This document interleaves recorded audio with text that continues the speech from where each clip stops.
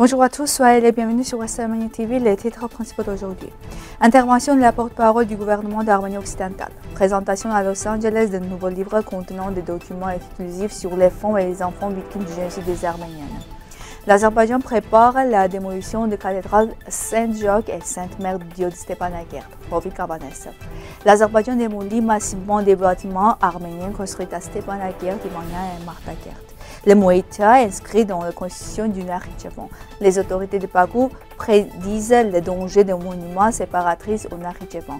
Rencontre des représentants des commissions chargées des personnes disparues d'Arménie et d'Azerbaïdjan, NSS.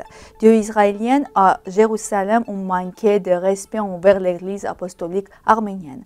Le drapeau de l'Artsakh est le cœur ardent d'un Arménien digne. Ashot Arutunyan. La porte-parole du gouvernement de l'Arménie occidentale, Shoret Bilimdjian, a présenté les activités récentes de la télévision du gouvernement, soulignant son rôle clé dans la vie nationale, politique et culturelle. Cette semaine, les efforts ont porté sur 3 axes: élaboration d'une stratégie culturelle, modernisation des interviews politiques et préparation de l'agenda international de juillet. La présidente Lydia Markoussian a rappelé que la télévision du gouvernement est à la fois un outil d'information et un vecteur d'identité politique et culturelle. Les priorités incluent développement de contenus éducatifs et culturels, diffusion de messages à l'international et renforcement des liens avec l'ONU et d'autres organisations.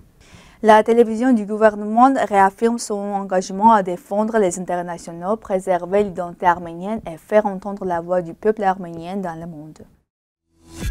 Le 22 mai à Los Angeles, un nouvel ouvrage a été présenté, le cas de sauvetage des femmes et des enfants victimes du génocide contre les Arméniennes, basé sur des documents archives du patriarcat arménien de Jérusalem.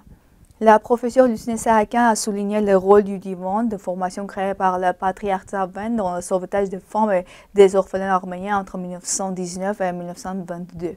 Les archives documentent les efforts de réinsertion d'enfants à Constantinople, à Cilicie, en Syrie, en Liban, etc. face aux tentatives de turcification et d'asservissement menées par les autorités ottomanes et kémalistes. Selon Sahakian, environ 74 000 orphelins ont été sauvés grâce à l'action du patriarcat. L'ouvrage rédigé par Lucine Sahakian, Anis Sargsyan et l'évêque Koryoun Bardasarian a été publié avec le soutien du patriarcat de Jérusalem et de l'Université d'État d'Arménie sous la direction de Rouben Melkounian, Varan Petrosian et Vache Broutian avec le parrainage de Hovsep Kevorkian. Ce travail représente une contribution majeure à la recherche sur le génocide arménien et à la défense des droits humains. Rovik Avanesov, médiateur pour le patrimoine culturel du haut plateau arménien, alerte sur la menace pesant sur plusieurs églises arméniennes à Stepanakert. Selon lui, l'Azerbaïdjan prépare une base d'information justifiant la démolition de l'église Saint-Jacques et de la cathédrale Sainte-Mère de Dieu, avec l'intention de construire des mosquées à leur place. Des précédents existent. Avant la destruction de l'église de l'Ascension à Berzor, des appels similaires circulaient pour la transformer ou la démolir. Avanesov évoque un schéma pour large, l'encouragement direct ou indirect de la population à participer à la destruction du patrimoine arménien, comme cela s'est produit à Jouran en 2005 avec l'anéantissement des Khachkars. Il conclut que le patrimoine culturel arménien à Artsakh est aujourd'hui gravement menacé dans un contexte où l'effacement de la mémoire arménienne semble devenir une politique délibérée. L'Azerbaïdjan procède à une démolition massive de bâtiments arméniens à Stepanakert, capitale de la République d'Artsakh occupée, ainsi qu'à Ivanian et Martakert, rapportant les médias locaux. Comme l'a déclaré le représentant spécial du président azerbaïdjanais dans les territoires susmentionnés, Elchin Yusubov, un nombre important de bâtiments non autorisés seront démolis.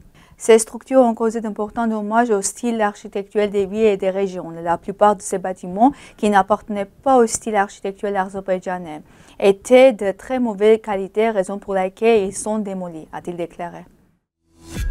L'iranologue Artyom Tonoyan affirme que les autorités azerbaïdjanaises craignent une montée du séparatisme au Nakhitchevan.